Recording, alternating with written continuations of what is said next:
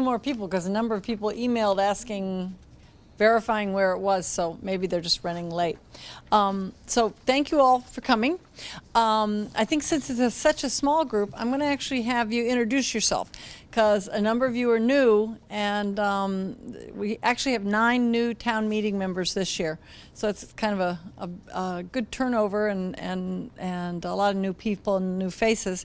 And that way it refreshes my memory, but it also gets the other people who are those people who have been around for a while introduced as well. And so we'll start with that, and then I'll kind of give the other introduction.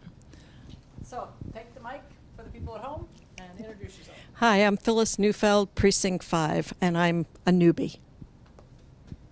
And also why you got involved with town meeting.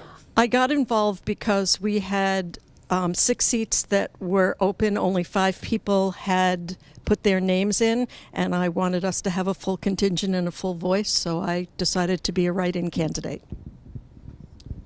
Hi, how you doing? Ed Doobie, town meeting member, Precinct 2. I've been doing this for maybe a year now, and I did it because the seat was open, and I figured somebody should do it, and I have a sense of civic responsibility. So. Hello, my name is Carl Foss, Precinct 5. I got involved partially because Ed reminded me that, hey, there's an open seat and you should do it. I also teach social studies. I want to be more involved in town politics. And thirdly and lastly, I want to kind of help out. Been in Burlington about 5 years and want to try to help run the town and make sure things keep going great because we love it here. Quorum from Precinct 5, Ernie Zabalotny, Precinct 5. I started doing this as a apolitical individual because my neighbor shamed me into it because he's been doing it for over 40 years. And we've forgotten him. Sorry. Hi, I'm Dave Miller, Precinct 4. I'm also a member of the General Bylaw Review Committee. I'm starting my second 3-year term as a town meeting member. And I got involved because of the way a lot of town meeting members have. There was a construction project going in behind my house that we were unhappy with, and started poking my nose into planning board meetings and such, and decided maybe I ought to get involved in town politics and do something about it. Hello, my name is Eileen Sickler from Precinct 4. I've been a town meeting member for a number of years, and I got involved. I would sit home and be reading a book and watching town meeting on television, and I'd be jumping up and down and getting upset about things. And so I thought, well, you know, then you got to show up and get involved. So that's what I did. Darrell Interes, Precinct 6. Maybe not quite as excitable, but similar. I've been a resident here since 2011 and used town meeting as an observer as a way to understand what was going on in town, and realized that I could get involved. I have a couple agenda items in mind, maybe down the road, but was encouraged by some other town meeting members as well. And I attended some of the water committee meetings to kind of understand more about that issue, because it seemed like there's a lot of misinformation out there. I have a little bit of a water background in my career, and thought what better way to make myself understand what's going on and be more involved in town than go for a town meeting member. So here I am. Why don't you all introduce yourselves?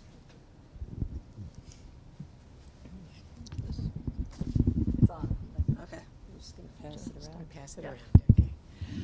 I'm Martha Simon. I'm the chair of the school committee this year. This is the beginning of my 5th year on the school committee. I was on town meeting for a couple of years, a few years before I ran for school committee. I'm Nicole Kasha, school business manager.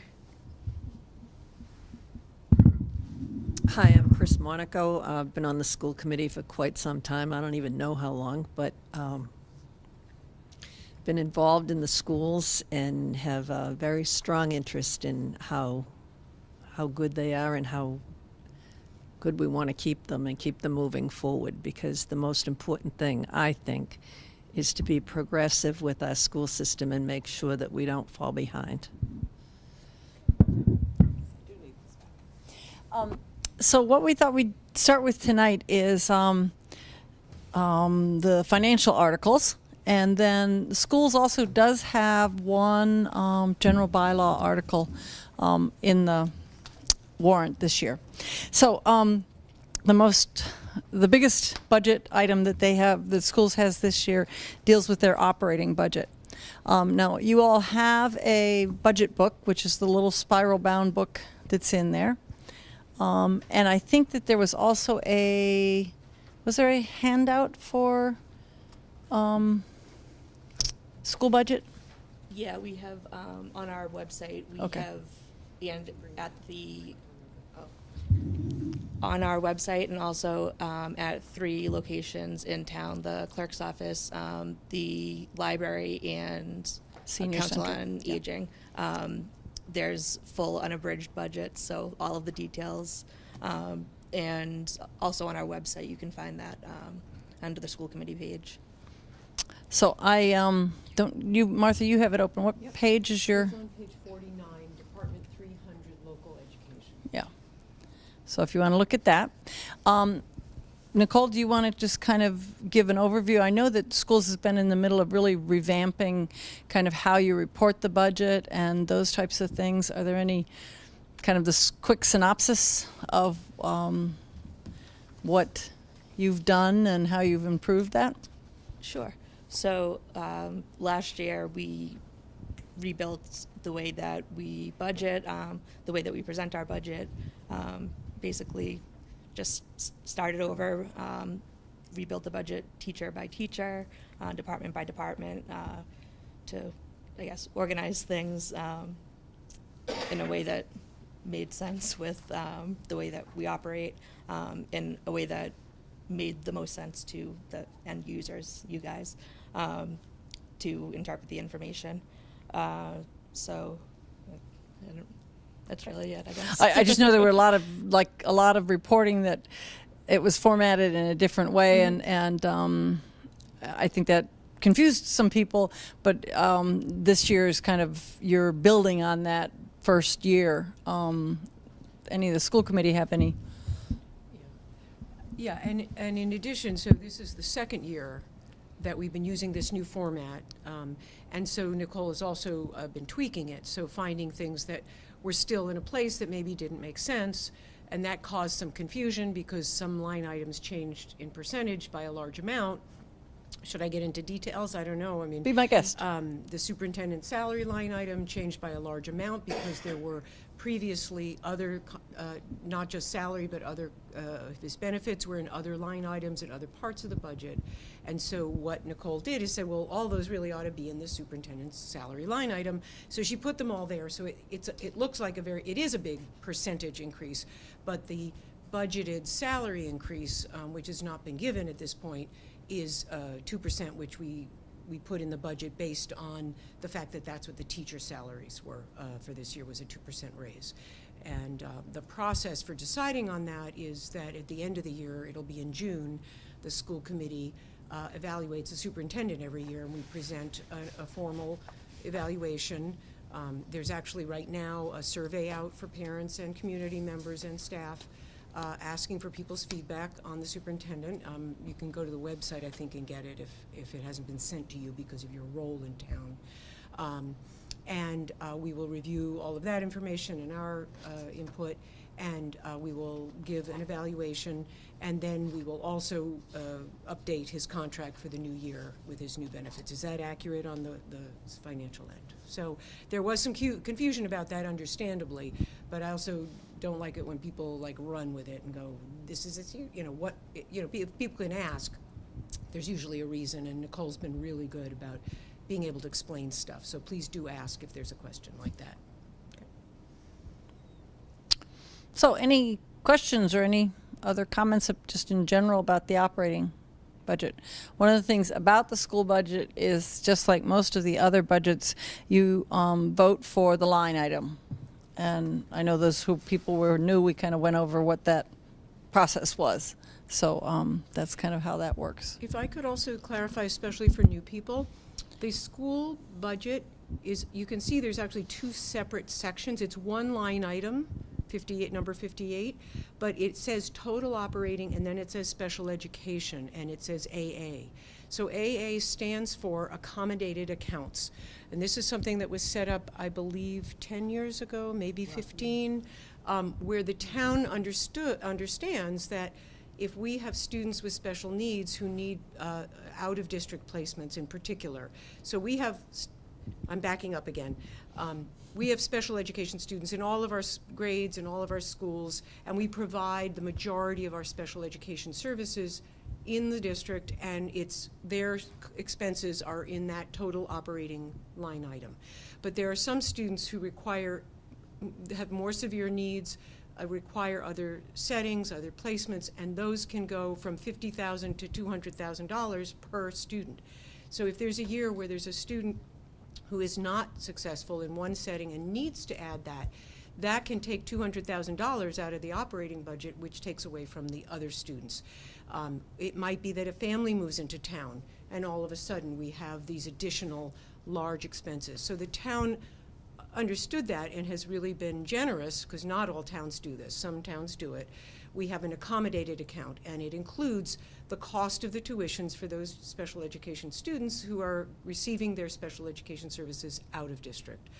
It also includes the transportation, because by law, again, we must provide transportation to our special education students. So those costs, and we also, when we have a large group of students who needs these kind of specialized services, we have tried to create programming in the district, because if we have, how many teachers now in the DSC? 4, I think. So we have 4 classrooms coming up next year for young children with a variety of high needs who are now being their services are being provided in the district, but because those are kids who would otherwise have gone out of district, that's also included in the accommodated account.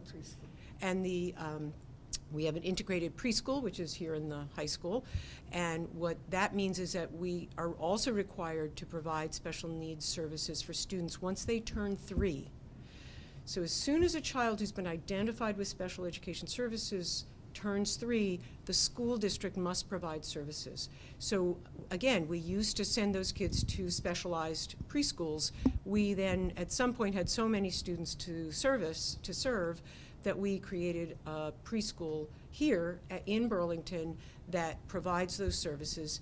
And because of best practices, it's actually considered best practice for special education and traditional students, or not what's typical students, to be in classrooms together.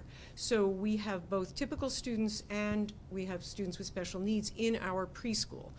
The students who are typical are called neighborhood students, and those parents pay for preschool just like they would pay for any other preschool. But the students who are receiving special education services, that's provided by the school district by law. So that budget is also in the accommodated account.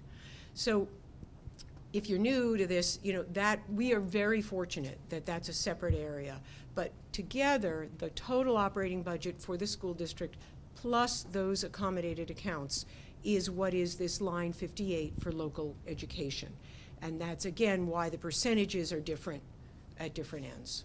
I would also say that every year the school department and the town sit down to come up with what they call budget guidelines. How much do we have the financial wherewithal in town to support? And this year it was, I believe, a 3.5 blended guideline, and the schools were told that we really needed to stay within the 3.75 guideline, and that operating budget is at the 3.75 line. So there were a number of things on the original budget that you can find online, the full detail, or you can find at the 3 places that Nicole just mentioned. And those were, the budgets originally had more than the 3.75. So we had to take out, I think, do you know the number? Yeah. How much, go ahead. So originally, initially, when we asked all of the schools, all of the departments, sort of what are your needs for next year, which is the unabridged budget, we came in at a 6.23% increase, which included 13 positions in order to make the 3.75% guideline.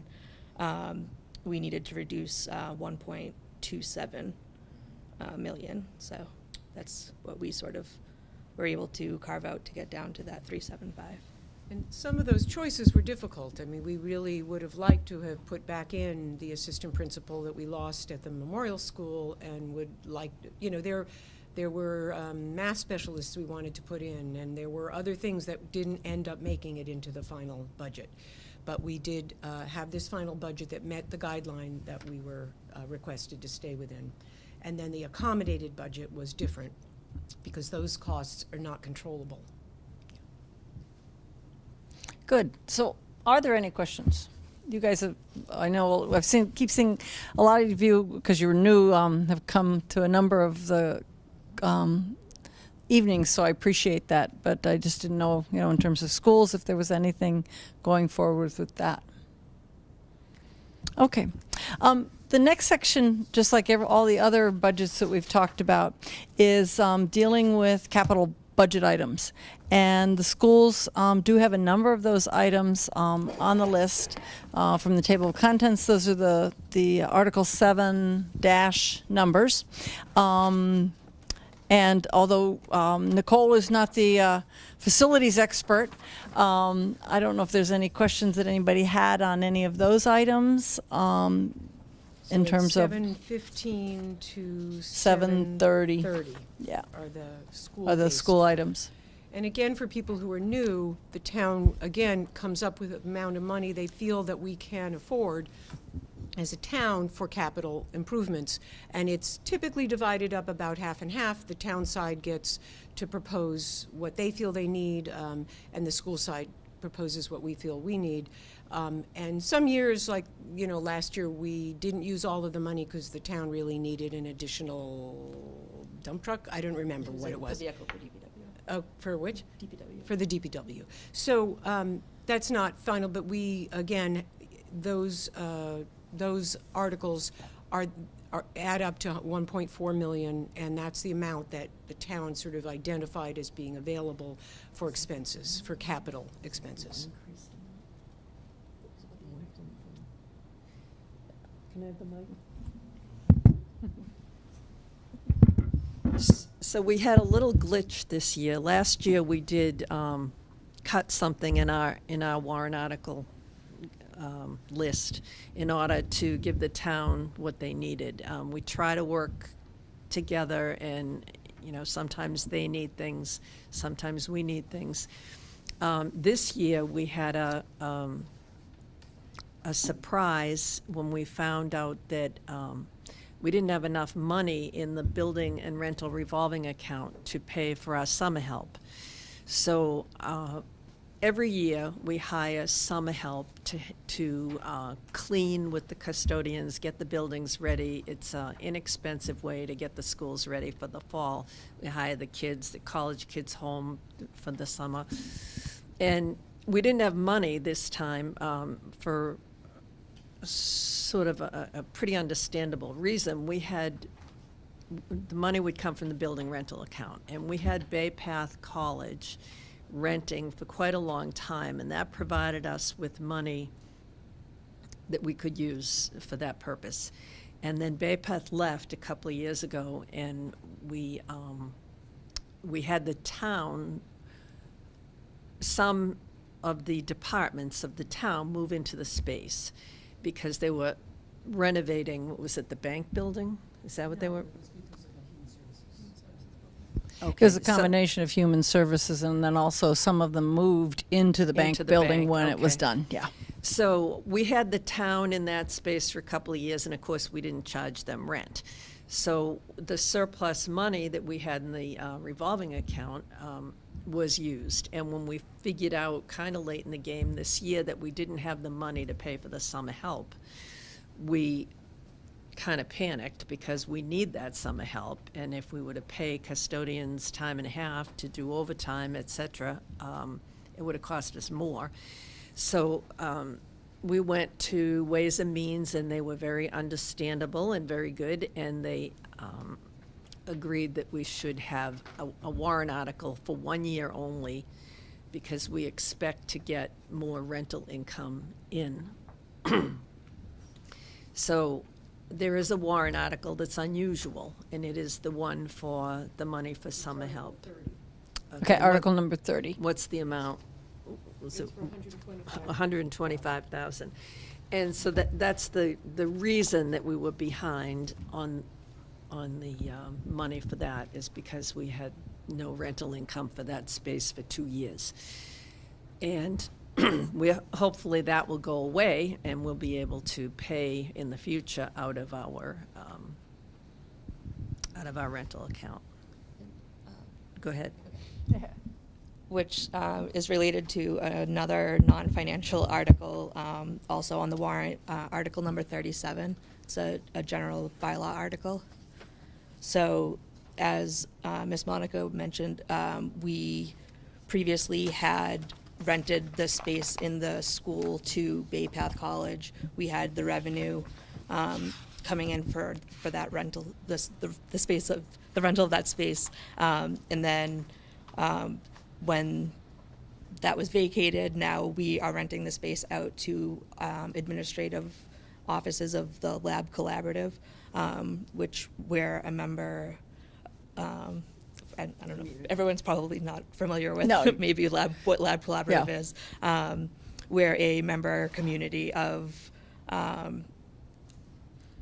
Lab and they provide special education services to students.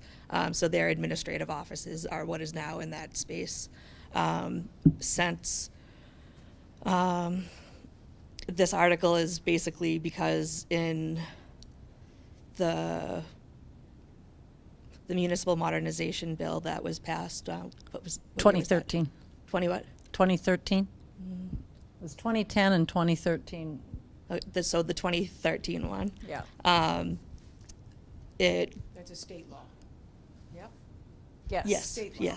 Yes. So basically, there were some changes in the treatment of municipal revenues. One of them being the rental of surplus space in a school.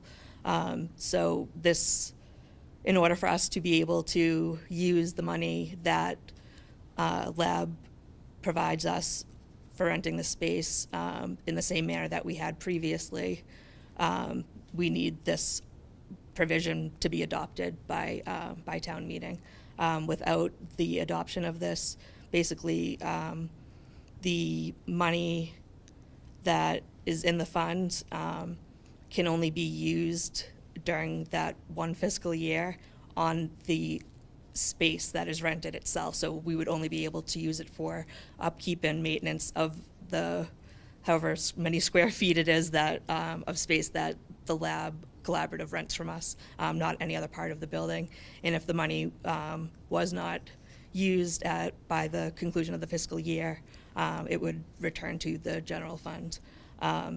So by adopting this, it would allow us to one, use it for the upkeep of any building that is under the control of school committee for upkeep and maintenance, and it would allow us to rebuild the funding that we need in order to basically pay the summer workers so that we don't have to. What were the revenues from Bay Path, and what are the projected revenues from the Lab Collaborative? I'm not sure what Bay Path was. That was before I was here, so I can look up that agreement, I guess, later and get back to you on this. The lab is renting less space also, so I don't know exactly what the numbers are either, but it isn't as much money.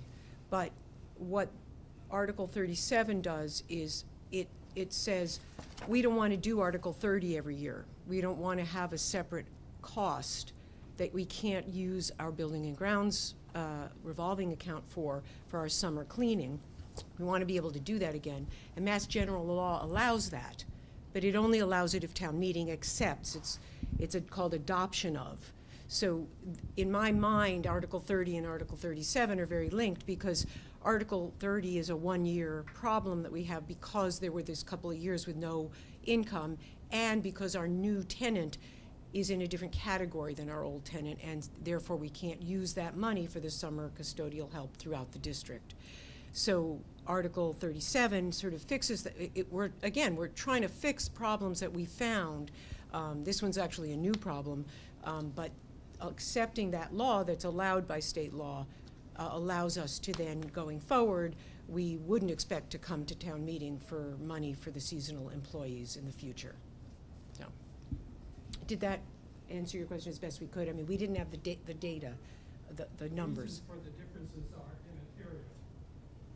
You had a certain amount of rental revenue which you consumed, Yep.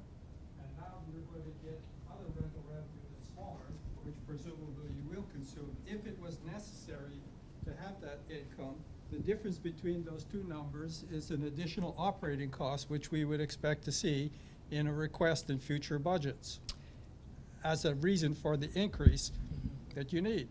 Correct. Yeah. We're hoping that there will be enough Simple rental income equation. to cover it, but, yeah. I guess the question would be, is it possible to get those numbers and possibly get them fed back to town meeting members so that they know, like, what that income was? Yeah, we can put a more detailed It's explanation. because it's a relatively simple thing, it's a question that you might get at town meeting, so you need to be prepared for it.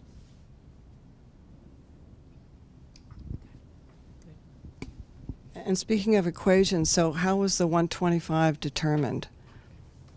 X number of people times X hours times X rate?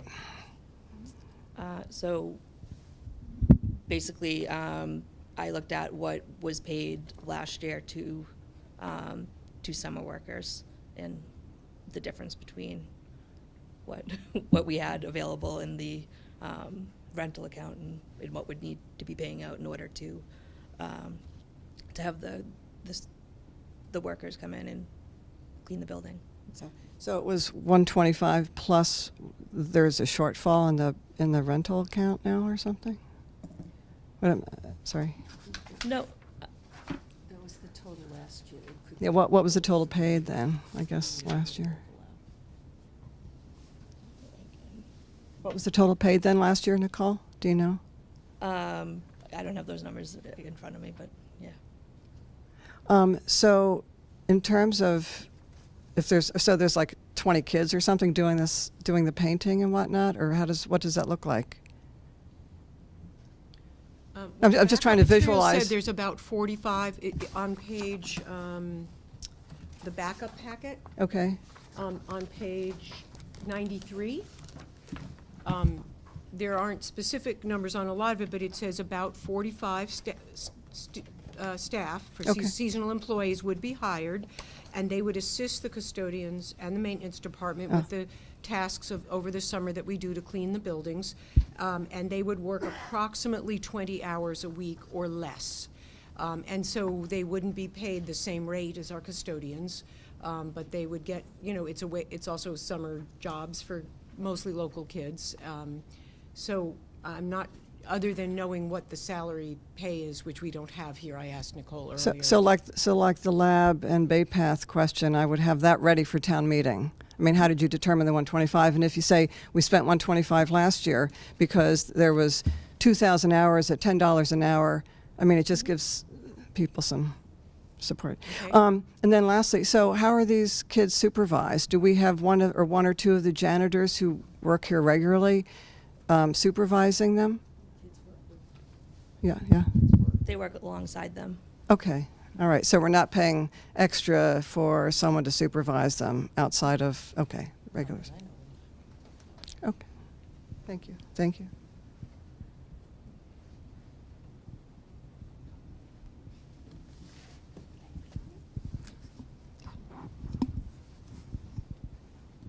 Okay, any other questions or just to remind people too that Paul had kind of gone over what revolving accounts were, and so that's where this then is going to just kind of fall into that same bucket of places where money can go into and be held for more than just the fiscal year.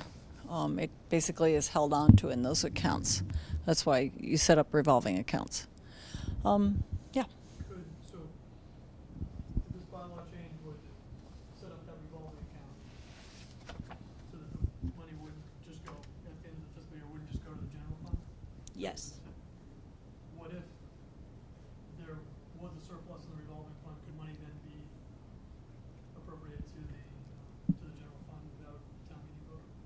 No, so with this article being passed, the funds would remain in the revolving fund year over year. So any remaining funds on June 30th would be in the fund on July 1. It would always be in that fund for Yep. for the school. Yes, this sort of designates the intent of those revenues in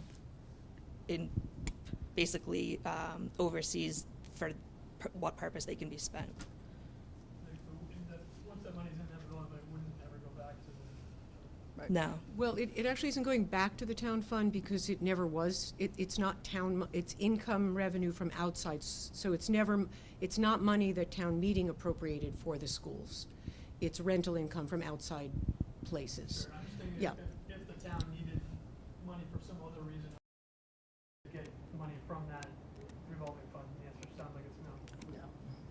And that's really all revolving accounts. Basically, the control that town meeting does have is to set what the maximum amount is. So if you do have on the town side, if you have a revolving account that hits that maximum, then town meeting could decide the next year not to fund, not to put additional money into it, I believe. So that, that's kind of the control that's on that side. Amy, Yeah. I just want to make a point. When you're dealing with schools, there are so many unexpected expenses that come up. You have your budget set and it looks all neat and clean, and then school starts and something happens. You have to fix this or fix that or hire someone for this.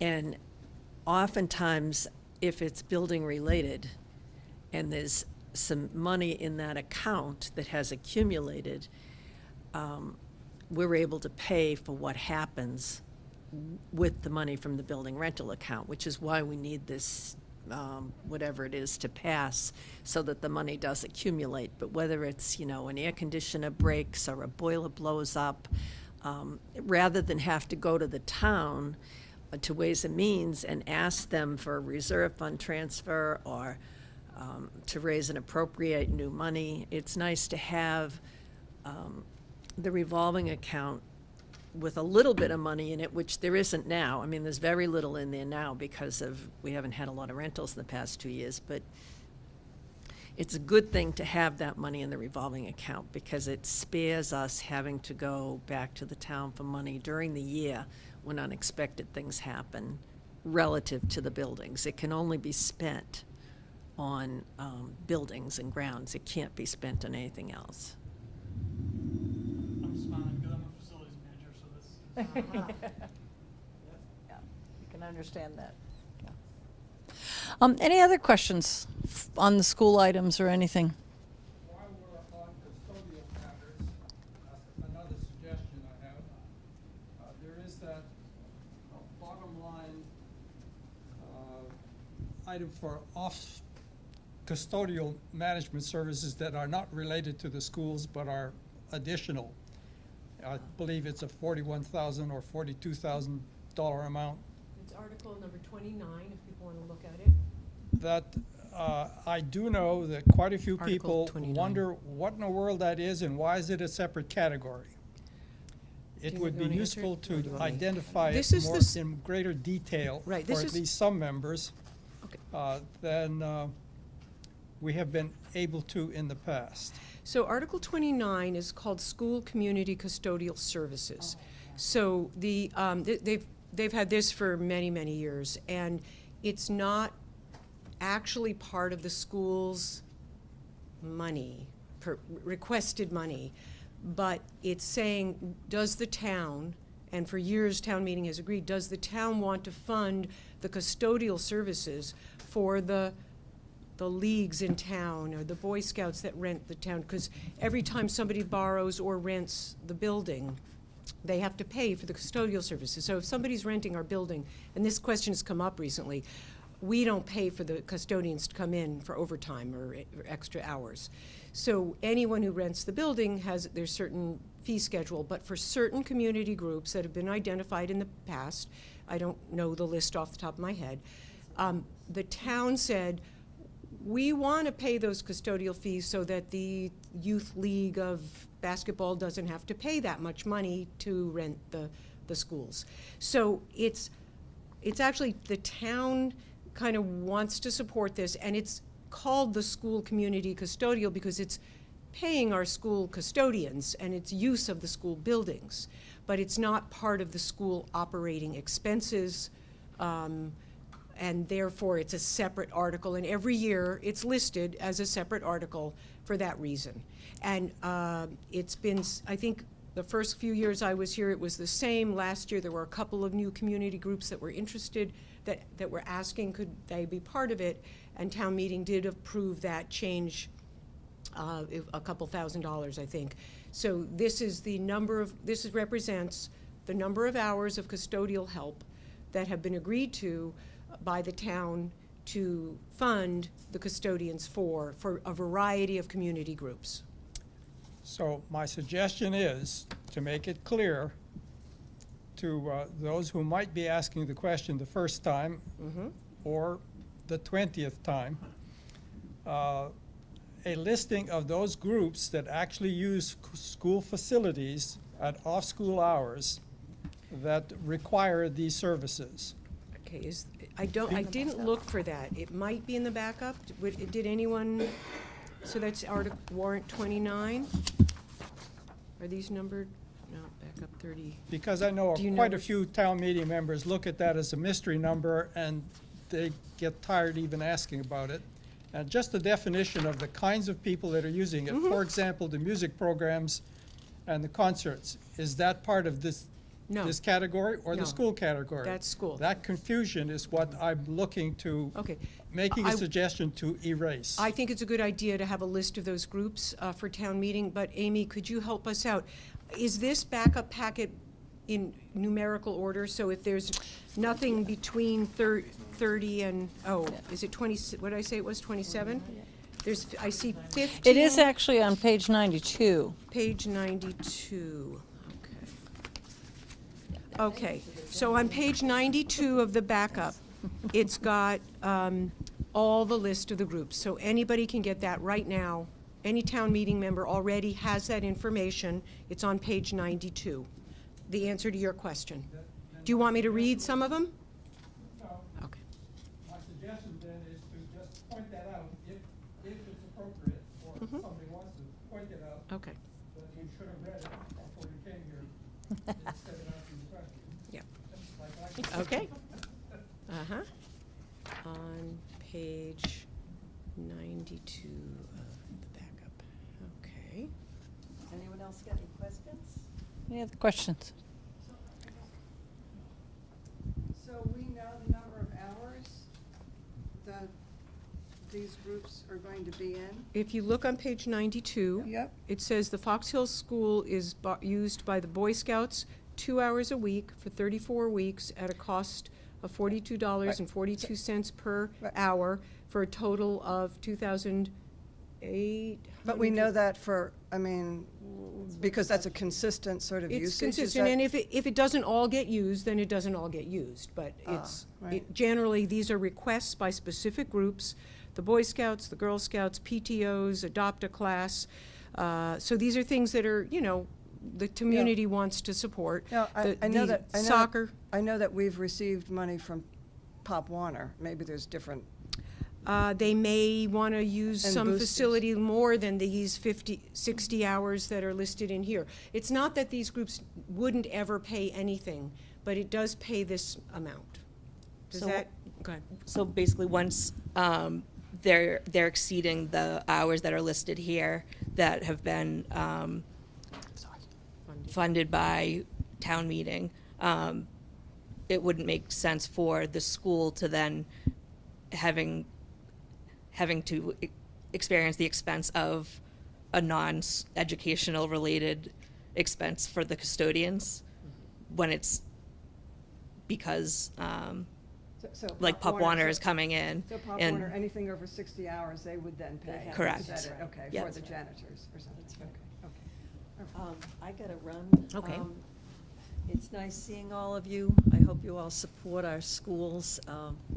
See you at town meeting. Thank you. Thank you, Christine. So, any other questions? David? On the school website, you have the list of operating budget reductions to guidelines and expenses, salaries, new position requests that you didn't do.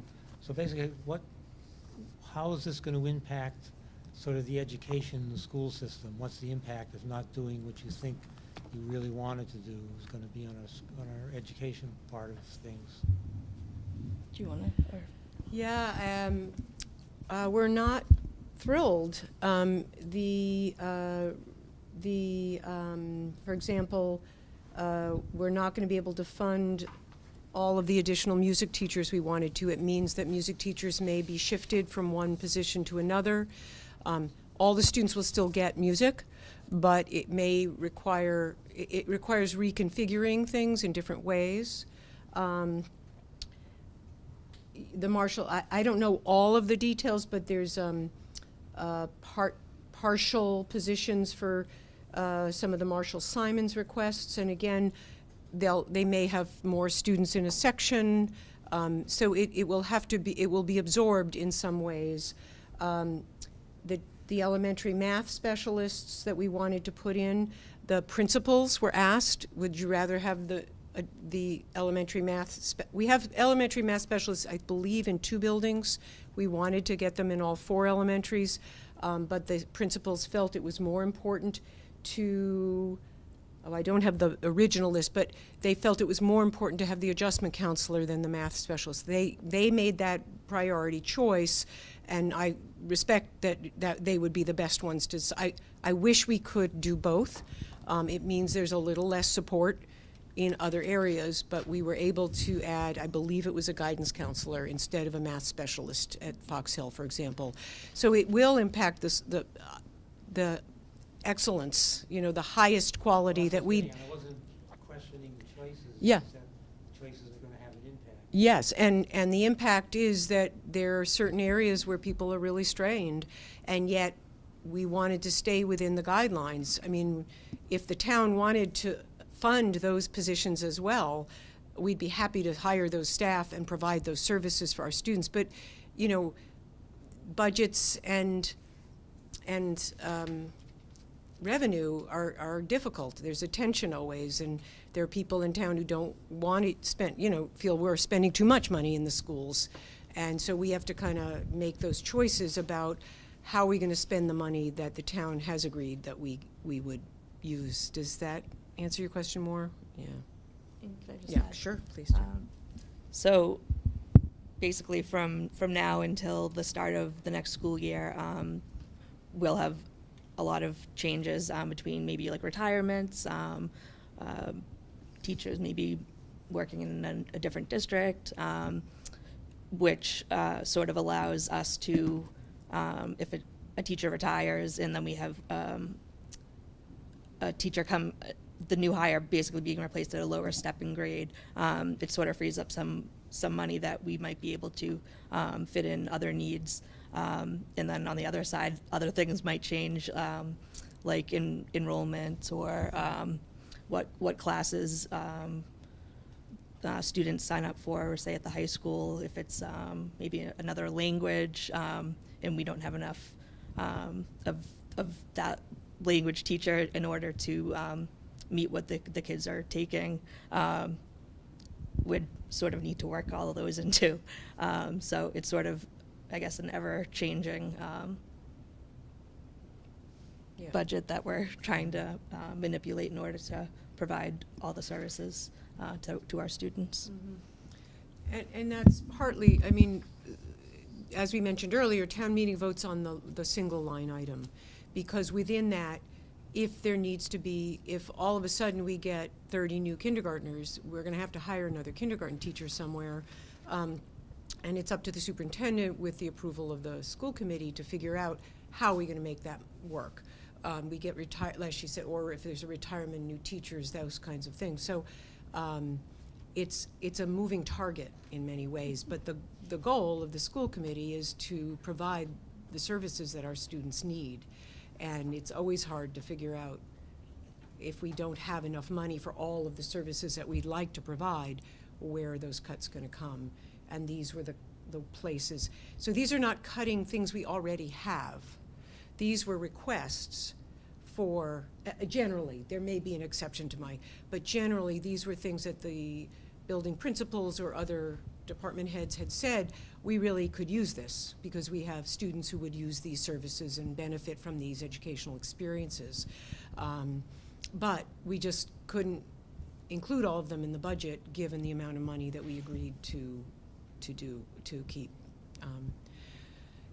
And then along those lines, I keep referring back to guideline, and when we agreed to keep our budget at the guideline, there was also an agreement with the town that because our school bus contract was up this year, that we didn't know what the new bus contract would cost us.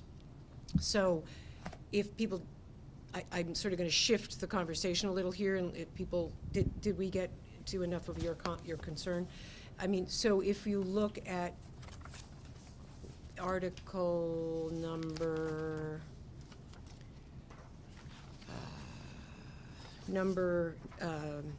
18 is also, it's sort of a, in my mind, it's paired. So we, by town bylaw, we can only get a 3-year school bus contract.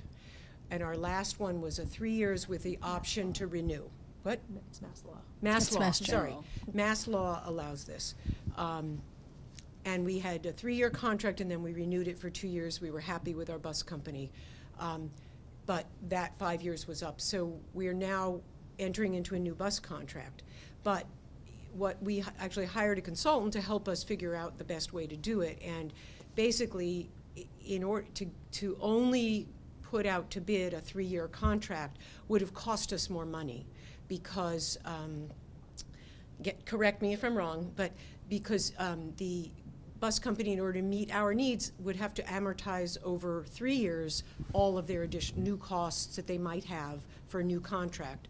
But by having a 5-year contract, they can amortize those costs over the length of a 5-year contract. So far, correct? Okay. And so we need, in order to do a 5-year contract, which is what we would like to do, the town meeting needs to, again, accept this new Mass General Law. No, they're just to approving approve the 5-year contract. Okay, so I don't know the exact legal language, but it's written there in Article 18 that town meeting needs to approve it in order for us to get that 5-year bus contract, which is less than if we had to go to a 3-year. So there's that. And then there's this amount that's, costs have gone up since 5 years ago when we last had a bus contract. So our new bus contract costs more than our old one. But the budget we started working on in January had the amount we've been paying because we didn't know how much. So there's an additional request of town meeting to fund the additional monies to meet this bid that we got. And so it's not in as a separate warrant article. It's going to be just, somebody is going to. It's going to be our. You want to explain the process for me? Thank you.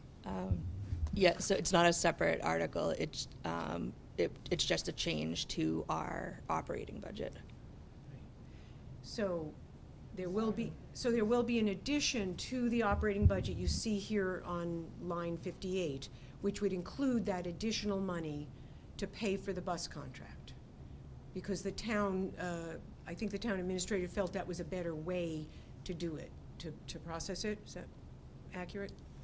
It was during our guideline setting meeting. It was pretty much an agreement during that meeting where, because we knew that the market was bearing, I think it was on average about $200 more per bus per day than what we were currently paying for in our current contract that's expiring at the end of this year. So we knew that it was going to be a large increase and that it would have a large impact on our operating budget.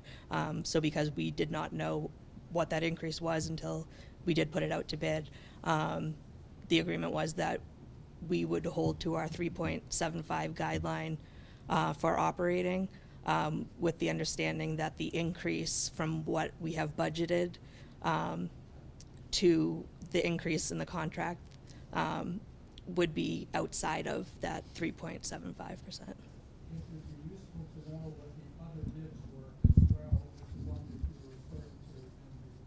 Okay, We so, only received one. yeah, so, go ahead, you want to explain the whole process? Go ahead. We only had one, correct. But if I could give some context, we had a number of interested parties who accepted the bid, what's the word for when we put out the bid, there were 16, I think, six RFPs that were sent to various companies who were interested. There were, I forget the number now, but maybe 8 who came. There was an information meeting for people who were interested in bidding on our contract. And then the day when bids were submitted, there were 3 companies who came, but 2 of them said that they saw the bid that A&F Bus Company was going to do, and they couldn't match it, so they didn't submit. So we would have liked to have had more bids, but we can't control that. We advertised, we requested, we had information sessions, and the final contract that we voted to approve, although it is a lot more money than the last 5-year contract, it was still in the bottom few of like the 30 towns around here. Our consultant looked into it. I believe he's going to be at town meeting, so if people have questions about that he should be able to answer them.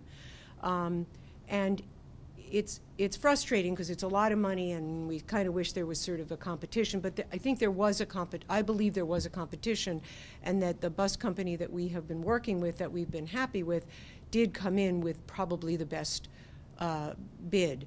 The other reason why this bid and all of them have gone up quite a lot is because since our last 5-year contract, there have been a lot of changes in mass law. And it requires that the bus companies provide a number of benefits to their workers, like paid family. You all remember last year there was this new paid family leave, and there were a number of other criteria that the bus companies have to pay their employees. And so that is part of this larger cost for the new contract. And statement that you made was that the other companies said they saw the bid. That is unheard of. oh, okay, maybe I want to take that back then, because I wasn't there. I don't know exactly the wording. The consultant at town meeting will be able to, is that right? Is Rich Labrie coming? I've been told he will, but I may have used the wrong words. I'm not a lawyer, and I'm not an accountant, and I'm not a procurement officer. But let me just finish my sentence. Everybody would like to know what everybody else is bidding, and what you said was Well, that they did. they came to that meeting. They came to that meeting and didn't feel that they wanted to submit a bid. So for whatever reason, we got one bid, and so we can't control that. If another company didn't want to bid, then we can't. You know, we can't make them bid on it. And I was happy to know that it was still in the lower end of the contracts that have been signed in the last year for bus contracts. I mean, there's nothing we can do about that. So, and I apologize if I used the wrong words. That was my words, not the consultant's words. So basically the whole reason why procurement regulations exist is to ensure that we get the best prices for the things that we are required to go to bid for. And by following the procurement laws, it drives competition and is a fair market. So that's the whole reason why rules for procurement do exist. So. So I think the one comment back to them would be, and they said they would, is that the consultant should be at town meeting to describe the process. With other districts, it is a critical piece of information to support this. But even if there's an in a bidding process, when there's only one bid, the word collusion comes to mind, a variety of things, which are all nasty, and we would hope none of that would come to pass. But when you only get one bid, there's a problem. Actually, I think we did follow the legal procedures correctly, and so it's unfortunate, and we wish. The point is that they may not have. That's the Well, okay, that was, I apologize if I led anyone to think that there was something done improperly, because I was using words that, I'm not a lawyer and I'm not a procurement officer, and I probably used the wrong words.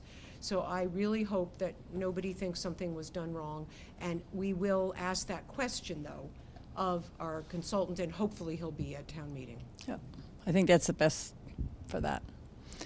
Any other questions regarding any of the warrant articles for the schools? Thank you both for coming, and thank you, all Christine. for coming. And thank you guys for coming. I appreciate you loyally turning out and getting information. It does help the departments as well as it gets information out there. So thank you, and we will see you on the 13th.